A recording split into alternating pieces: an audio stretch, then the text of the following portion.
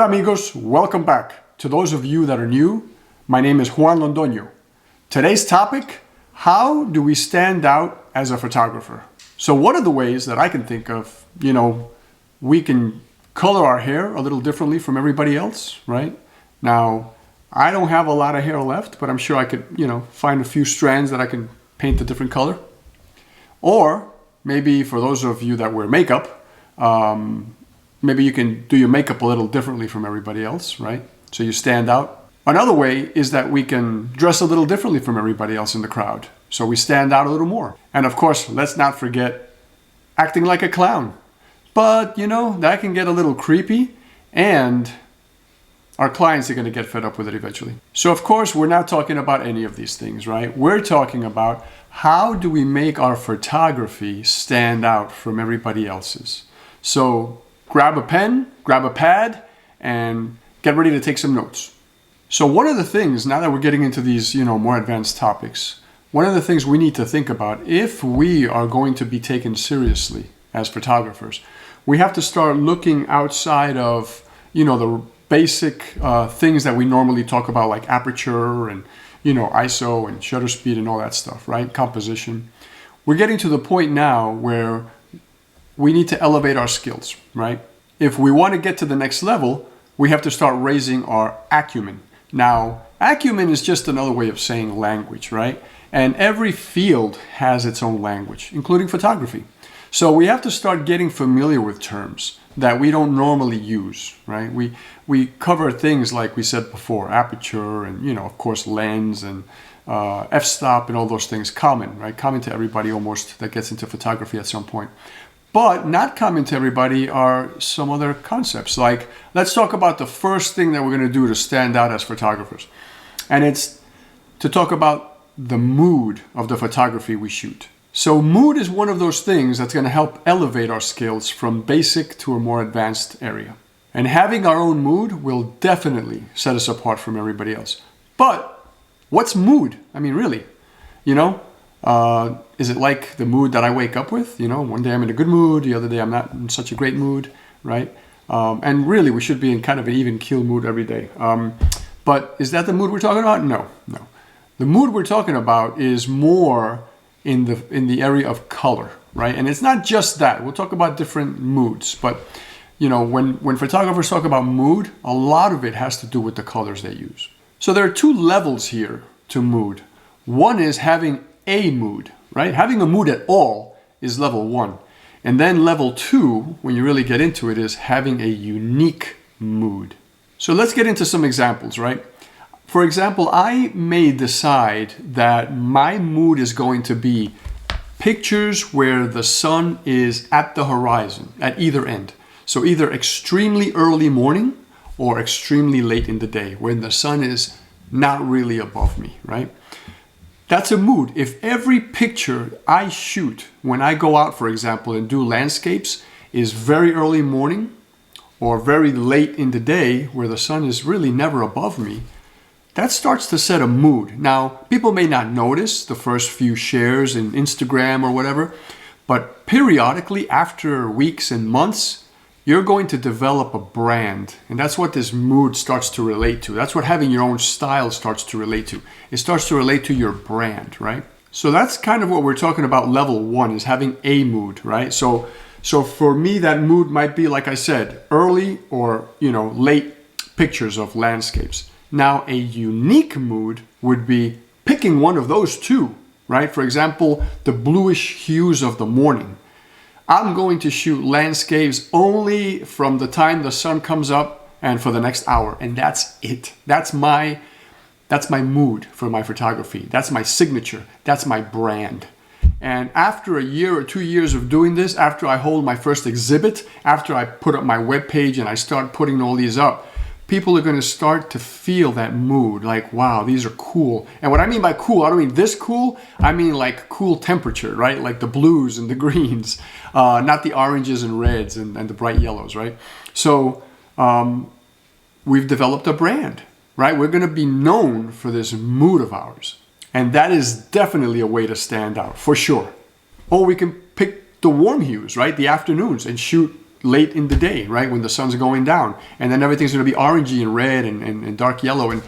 And that's a different feeling, right? So if we become that brand and that mood in all our, landscape photography, that's what people are going to go looking for when they want those type of pictures. Now, like everything else, right? On one end, you're limiting yourself by picking this mood all the time because, you're not varying it a whole lot. But at the same time, you become known for that mood, for that brand.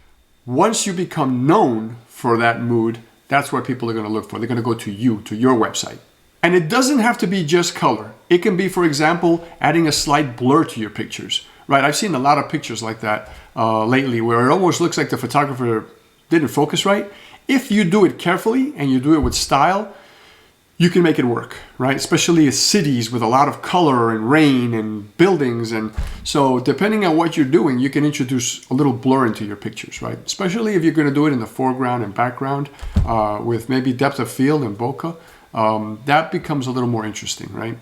Without it being really blurry. But you can just choose to blur, and that's fine. That'll work. Another way to develop a mood is playing with shadows, shades, right? You can shoot with the light at certain angles, or if you're shooting in a studio or indoors, you can put your lights in certain positions all the time. So you're not going to vary it from picture to picture or model to model or theme to theme. You're always going to put the same one light or two lights or three lights in the same area, basically, right? So your pictures start to take on this character and this mood, back to mood, right? So that's the first topic, mood. We can keep talking about it, but you get the picture. I don't want to beat the dead horse. Another way to, isolate ourselves from everybody else and become unique. Oh, hang on a second. Remember, it's a water break. Gosh, you gotta love it. It's delicious. I don't know how we live without it.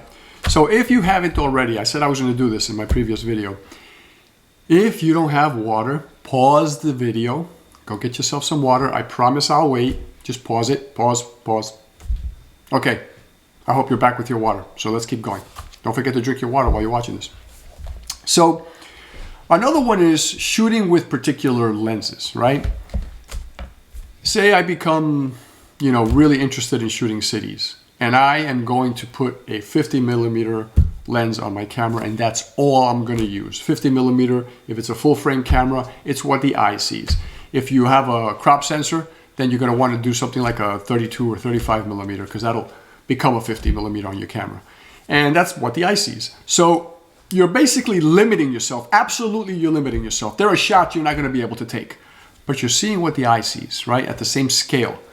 So you've become this photographer that has branded themselves as a photographer that shoots basically at the scale of the human eye. And all your pictures, whether it's buildings and cars and people and whatever, traffic and skylines and all that stuff, is going to be with a 50 millimeter lens. And again, people won't know immediately, but after a while, your pictures start to take on that character, right? They're not real wide angles. They're not telephotos. They're always 50 millimeter lens shots. Or if you're doing landscapes, and you're going to be doing landscapes, and even cities for that matter, 35 millimeter might be more appropriate. So you go with that, and you only shoot with that lens all the time. You've just branded yourself, right? And you've developed, in a way, it's kind of a mood. Not as moody as the other stuff with colors and shades and shadows and stuff, but it's more like a signature, right? Your persona. Of course, there's also a 200 or 100 millimeter lens where you're going close up. And in that case, you're limiting yourself, of course, even more, but all your photography is going to be close-up of some type. So buildings are going to be close-ups of architectural corners of the buildings and windows and, the way the finishing is done indoors. Maybe if you're shooting a door of a cathedral, the detail of the door, close-ups of people where it's only from the chest to the head, right? Close-ups of everything. That's your brand. That's become your brand because that's what you decided to do early on. And so this is a way to definitely stand out. Now, do we want to stand out this way? Some people are going to say, no, I don't want to limit myself. Why? Why would I limit myself? I have 3 or 4 lenses. I love them all. Then you don't want to limit yourself with lenses. You want to limit yourself with the colors. And that's such a terrible word, limit ourselves, right? We want to brand ourselves. If we don't want to do it with lenses, we want to brand ourselves with colors. where we're going to shoot with, one particular type of mood. An extreme case would be like a fisheye lens. And oh boy, you'd have to be almost like a very particular photographer, like architecture or cities. And then all your pictures that you publish are going to be done with a fisheye lens. And you would become this person that can make it work. Because let me tell you, shooting with a fisheye lens is not as easy as it seems. You put it on, sometimes it gives you this amazing effect, and sometimes it's just, like it distorts everything and it doesn't work. So if you have a fisheye lens on your camera all the time, of course you're going to learn this works, this doesn't work. And after, shoot after shoot after shoot, you're going to know ahead of time, I'm not even going to bother shooting that with a fisheye lens because it's not going to work. And you're only going to shoot things that work with a fisheye lens. And everything you post will be this distorted fisheye look. And eventually, you have 1,000 pictures all shot with fisheye, but they all look beautiful because you've mastered it. You figured it out. What works with a fisheye lens? Oh, beautiful, right? So you're the photographer that everybody's going to go to when they need that special effect on their pictures, when they want that photograph in their dining room that's super big, right? Like a 30 by 40 or a 40 by 60. That's what they're going to do. They're going to look for one of your fisheye lens, especially of a particular city, maybe the city they grew up in. So these are all categories, ideas basically, right? And yes, they are limiting, but this is how we brand ourselves. We pick one thing and we go after it. We perfect it, and then everybody knows us for that. Now keep in mind, if you decide to choose the category of lenses, which I think is fascinating, you're going to have to, I'm not telling you what to do, right? You don't have to, but it would be nice if we invest in a good lens. So what I mean is, if you're going to be that photographer that shoots with that 50 millimeter lens, maybe like a 50 millimeter 1.2, right? So when you're doing portraits, you have that buttery depth of field, right? Oh my gosh, that bokeh is going to be beautiful. And then for everything else, it just becomes a regular 50 millimeter. But when you need that extra light too, right? If the day's getting dark, if you're shooting into the early evening, if you're indoors in lit areas, that 50 millimeter 1.2 might come in very handy, right? So at worst case, a 1.4. But my point is, it doesn't matter which lens you get. You want to invest in a good lens. If you're doing the telephoto stuff, invest in a good telephoto, right? If you're going to get 100 millimeter or 200 millimeter, get a 2.8 if you can. And if you're going to get that wide angle, 24 millimeter or 35, try to get a 2.8 as well. Another category for standing out is photographing specific places and things. Imagine you become the photographer that is known worldwide for photographing different beaches. You go from beach to beach and you capture them like nobody else has, because you spend, say, a full 24 or 36 hours, around that beach. So you get it from early morning to evening, and then you get it the next morning, right, until noon or something like that. Or you stay there 2 days, you camp out, and you get it with clouds, one day without clouds. Maybe you take the trip when you know it's going to be a little different, the weather's going to be a little different, right? And you become this photographer that if anybody ever needs a picture, an inspirational picture, a beautiful picture, whatever picture of a beach, you're the one they go to. You've become the name for beach pictures. And that applies to anything. It's not just beaches. You can do it with cities. You can do it because most of us that shoot landscapes, we're going to go to the countryside. We're going to go to the beach. We're going to go to the mountains. We're going to go to the cities. So, we do a little bit of everything. But what if you became that person that just does one thing? Again, you're limiting yourself, but at the same time, you're branding yourself. That's one of the ways we stand out. We brand ourselves. So here are some examples I wrote down. Beaches, cliffs. Oh, that's a nice one. Ireland, Greece, so many places with cool cliffs. Caves, cities in general. And how about capitals? Just go to the capital of every country and shoot the capital of that country. Stay there like three nights or 2 nights and just photograph the heck out of it, right? All the monuments all around that area, and put up, on your website, you put it up by city, by capital. That's an idea. When did I do that? I should have thought of that earlier. I'm giving you guys all these great ideas. I should be doing them, right? But no, that's the whole point. I don't care. I'm giving you this information. I do it from my heart. I'm not trying to hold anything back. Otherwise, why would I have a channel if I'm going to hold stuff back? This is yours now. And we talked about places and things. How about things? Well, here's some examples of things. Animals, plants, insects, jewelry, and houses. Now, notice I didn't say pets, children, sports, because, you know, those are popular. It doesn't mean that you can't do them. You can do sports and then add one of the things we just talked about. Shoot them with a particular lens or shoot them with a particular hue or color, right? So you can still add a brand to those. But I leave them out because they're very popular. So when I say animals, you know, I'm talking about in the wilderness, out in the wild, right? Plants, you know, you're going to go out and just shoot things that look beautiful, spray a little water on them. You know, I used to go shooting flowers and I keep a little tiny bottle, a spritzer, where I could spray the flowers if I wanted to. Not all of them, but every once in a while you spray the leaves or the flowers and you give them that little, you know, mist, right? So they're beautiful, especially when that sun's coming in. Jewelry, well, you can start shooting jewelry for jewelry stores. You do a couple of jobs for free and, you know, you give it to them. Then you make the agreement that you're allowed to post this stuff on your site and you become that photographer, the one that is just known around for shooting jewelry. You get so good at it. And let me tell you, the secret there is going to be the lighting and then the props, the things you put around it, whether it's pieces of wood or bricks or stones or rocks or whatever, right? All that stuff that decorates the area without taking away from the jewelry. You don't want to draw attention to that other stuff, but you want to have it in the background where it gives a little more class to that jewelry, right? And by houses, I don't mean real estate. I mean, like, I've done this a little bit in Atlanta where I've had the privilege of shooting some really, really, really upscale homes, right? If you've heard of Tyler Perry, then he used to live here in Atlanta. I don't know if he still has that house or he sold it, but amazing home. So, you know, you become familiar with shooting that type of photography. And so people, once you've done a couple of good jobs, they start calling you. Now, for some of those, you have to sign waivers where you're never going to show the pictures. So I'm not allowed to show those. But I'm not going to tell you I didn't take them because I was there and I took the pictures. But that's, you know, you brand yourself again. The ones that you're allowed to post, you put them up on your site and you start to get, you know, known for this. And you do a little publicity for yourself as well, right?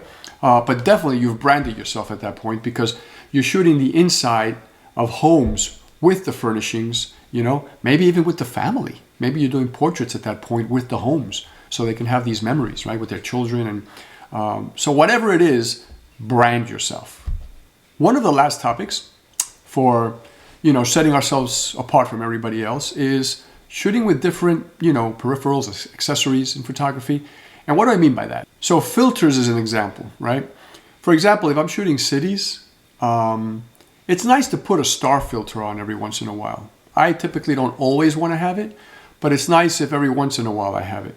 Well, what if you brand yourself as that photographer that takes amazing, amazing pictures of cities in the evening with like a star filter, and you don't have to go crazy with a 6-star filter where it does the 6 little rays of light coming out of, you know, 6-pointed star, but maybe like a 4-pointed star, right? And you go, no matter what city you go to, you shoot, and maybe you don't want to shoot all of them, but you want to make sure some of your pictures are shot with these filters, and you put them all up on one part of your website, you know, call it Starry Night or something like that, right? And all of your pictures there are going to be shot with star filters. And again, you've branded yourself. You start to stand out from everybody else. Imagine every picture you post on Instagram is shot with a star filter. So if there's a drop of water hanging from a leaf, there's going to be a star coming out of it if the sun is hitting it, right? If there's a light at the top of a building in the night, it's going to have a star. Everything is going to have a star on it. So you've branded yourself. One of the things we used to do back in the film days is we take a cheap, you know, UV filter and we rub a little Vaseline on it. Very thin layer, just kind of to, you know, and then you shoot through that and it distorts everything really interestingly. So maybe you want to try that. Do you want to do every picture like that? I don't know. Maybe you master that. Maybe one part of the filter, you make it really, really thin. Like you spread the Vaseline so thin that you're rubbing your finger like on the filter, and then in another part you make it a little thicker, and so, you know, kind of like different grades of Vaseline, and see what you get. And maybe it's going to thrill you so much you're going to say, this is it, this is my brand, right? I'm going to do this for like a year or two, and I'm going to put this type of photography out there. Which brings up a good point.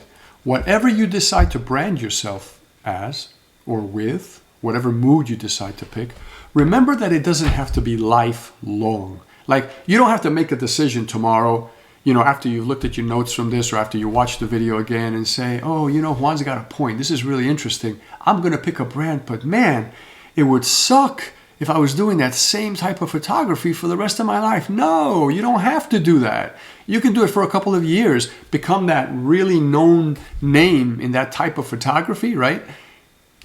And then change, right? If you're doing the sunrises, for example, and all your hues are blue, what if you wait till the sun goes down and now all your hues are orange? You shoot those pictures too, but you don't show them. And everywhere you go, you do the morning and you do the evening, but you don't show them. And you do that for like a year or 2 years, and you've been showing the morning blues for 2 years, and then you go back and you start releasing the afternoons in those same areas, and you do that for another year or two, where you're releasing a few every week. Oh my gosh, that's interesting. I wish I would have thought of that too earlier, because I did think of it, just not early enough to do it. And there are infinite other things. If you go on YouTube, there are so many talented people out there, right? Sometimes I look at their videos and I want to sit there and say, man, they must have nothing to do. But you know what? That's just my poor excuse for being jealous at their incredible creativity. Really, that's what it comes down to. Because they're amazingly creative. And you can shoot through cracked glass. You can shoot through all kinds of things. Just get creative. Go through your kitchen. Go through your garage. Go through all your stuff and see what can you use around your subjects. What can you shoot, through. And then that can be your brand. So last but never ever least, stand out as a person. See, we're not talking about photography anymore. Stand out as a person. This is the part of photography that's rarely mentioned. Very, very rarely talked about. Actually, it's the part of any industry that's rarely talked about. And it's definitely underrated, right? This is the personality side of all our jobs, right? I work in IT. There's a personality side to that people don't like talking about. They just like to talk about your technical skills and whether you have them or not. And they'll grade you on that. But you could be a butthole, and that seems to be okay. Managers, directors that don't care about their people, that seems to be okay. But that's where you start changing the game, and that's where you start standing out from everybody else. During a time where companies and management care less and less each day about the workforce and about their people, it is even more important that we treat people with dignity and respect. To stand out as a photographer, you first have to stand out as a person, right? Because to be known for your technical skills, that's fine if you're going to be an invisible person online. And maybe that's what you want to be. But if you're ever going to sell anything, you need a personality. And guess what? If you're going to sell online, you still need a personality. Because having this personality of a person that cares is going to bring you up one notch. When you treat your clients, when you sell something online and you actually care about them, you may want to send them a handwritten note.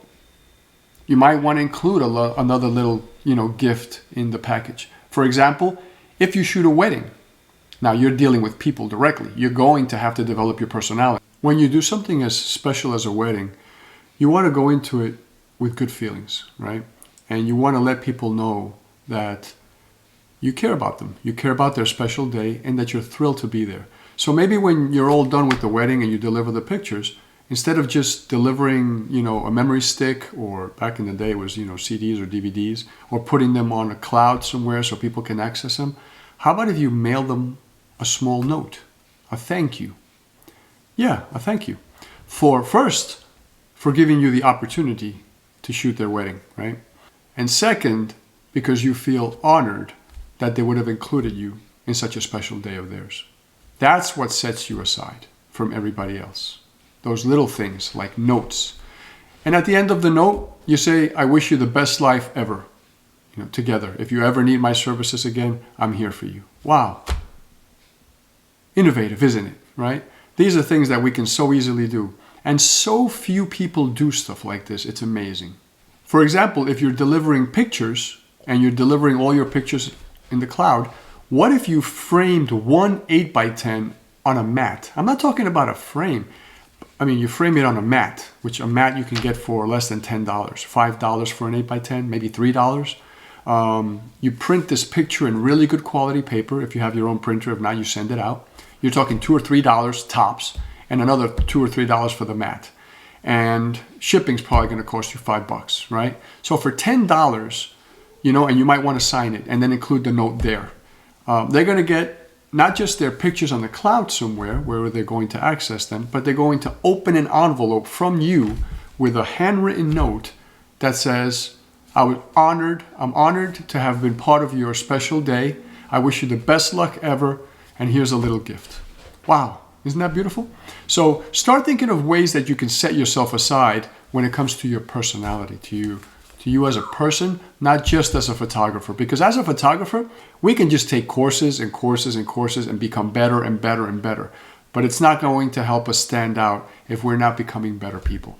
And that's what many companies are doing these days. They are so focused on people's technical skills that they completely disregard their personalities. And there are issues with people at work where they don't get along because one is old-fashioned and the other one's a millennial. And these are all excuses, right, for people not being mentored or trained or tutored or taught on how to deal with other people and their personalities, right?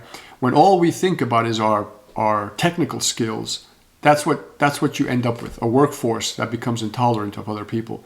And you can put courses out there on diversity and all kinds of other things, but if you're not focused on your own personality as management and showing people how much you care and then teaching it to everybody else, it's all useless. So remember, please, to become a great photographer, you first have to become a great person. Don't let the apathy of corporate America infect you. You can do without that. It's not important. Become genuinely careful, you know, care about people, care about your product, care about learning too, because there's nothing wrong with becoming technical. You have to be a good photographer. You have to learn how to edit your stuff well. That's also important, right? But don't disregard the people skills, because even if you're selling online, you're going to have to deal with people. One day, somebody's going to want to return something, or they're going to apologize because they ordered the wrong size and they want to ship it back, and they want something else from you. And you have to be cordial. You have to be polite, even if you don't agree, right? You may have to come to an agreement because you may have to split costs, but you can do that amiably, friendly. You don't have to do it with attitude. You don't have to do it with, with resentment, right? So that's where you're going to be different from everybody else. You're going to be good. You're going to pick, let's look at these things that we talked about today. So in summary, you're going to set a mood / color / shadows, shades into your photography and pick that theme. That's one way to set yourself apart from everybody else. You're going to, as a second one, you're going to shoot maybe with a particular lens, right? And set yourself aside from, everybody else. Or you're going to shoot specific things or places, and that way you set yourself apart from everybody else. And lastly, you'll shoot with different, accessories on your camera, right? Whether it's broken glass or whatever it is, star filters or different types. Maybe everything you do has a polarizer on it and you're shooting bright daylight when the sun is above. So these are the categories we talked about. And then one that I say lastly, because we're not talking about the personality one, that's more of an ongoing thing that shouldn't even be listed on here. And I shouldn't even have to be talking about this stuff, right? We should all know that our personality is so important that we always have to work on that, not just for photography, for our, families, for our friends, for our jobs, for if we work a 9 to 5, our personality is always at the top of all of that. So my dear friends, we've reached the end of another video. If this was useful, if you can, think of somebody that might benefit from this, like it down below, please, and subscribe. When you subscribe down here on this side, please don't forget that, on this side, please don't forget that you have to hit the little notification bell so it tells you when I release another video, which should be every week, okay? Please take care of yourselves, continue drinking your yummy water and your vitamins, and I'll see you in the next video. Ciao for now.